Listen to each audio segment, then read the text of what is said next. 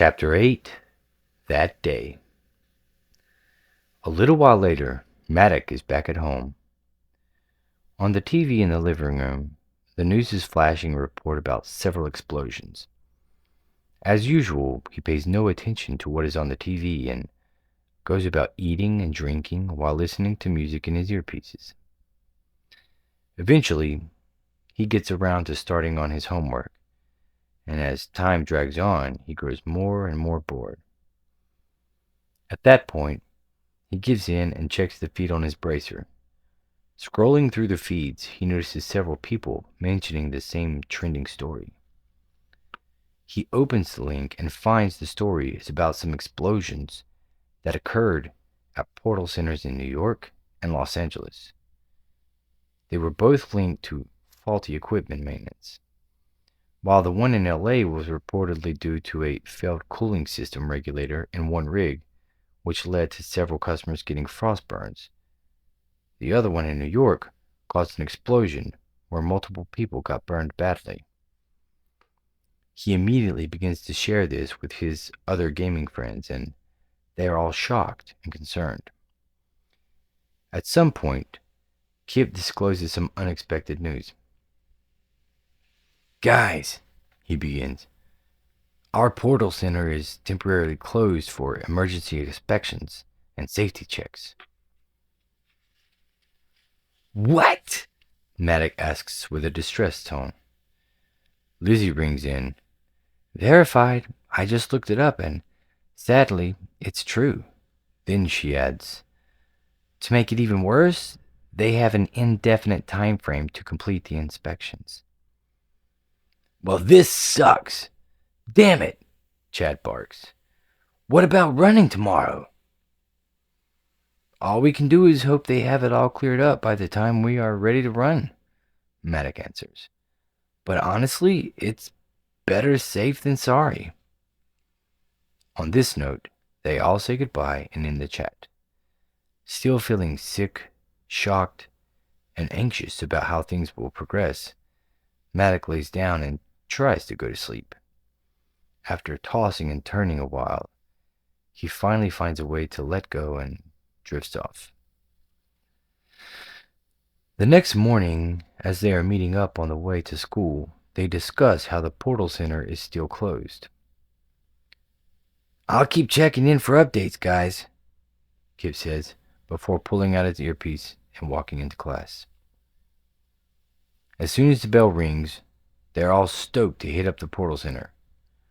Earlier, just after lunch, Kip had received word that an all clear had been given for their portal center.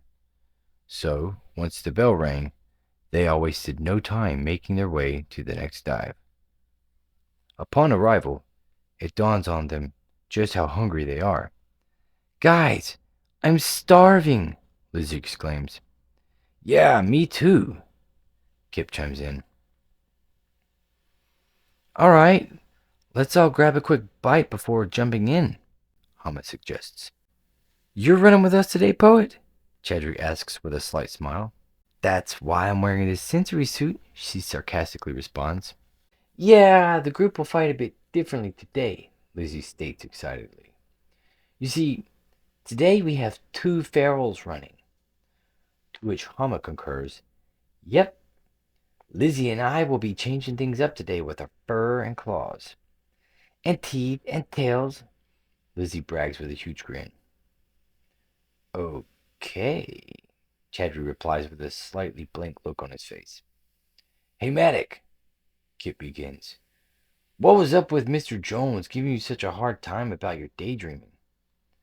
"Man, he is always on me about that," Maddox responds.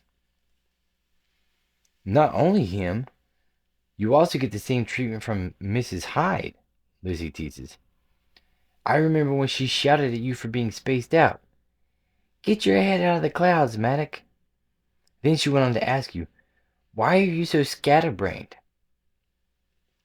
"Yep, and one time, Mr. Jones said, 'Stop daydreaming, it's a waste of your time,'" Maddox adds. "Yeah, Kill, you really are always daydreaming," Kip admits. Then Lizzie asks, "What are you always thinking about?" Maddox thinks for a second and replies, I'm not really thinking as much as imagining possibilities. Plus, I often get lost thinking about new tech that I want to develop. I am going to be an engineer after all.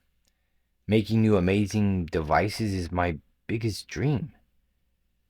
After this statement, he looks around. Come on, don't any of you have big dreams you aspire to achieve? I'm going to get out of this town one day, Chadwick confesses. I'm going to be a rock star, or at least a professional musician. I just want to make cool music that I truly feel and that can help others through hard times. I just want to travel and see new places, experience the world, you know? Lizzie divulges.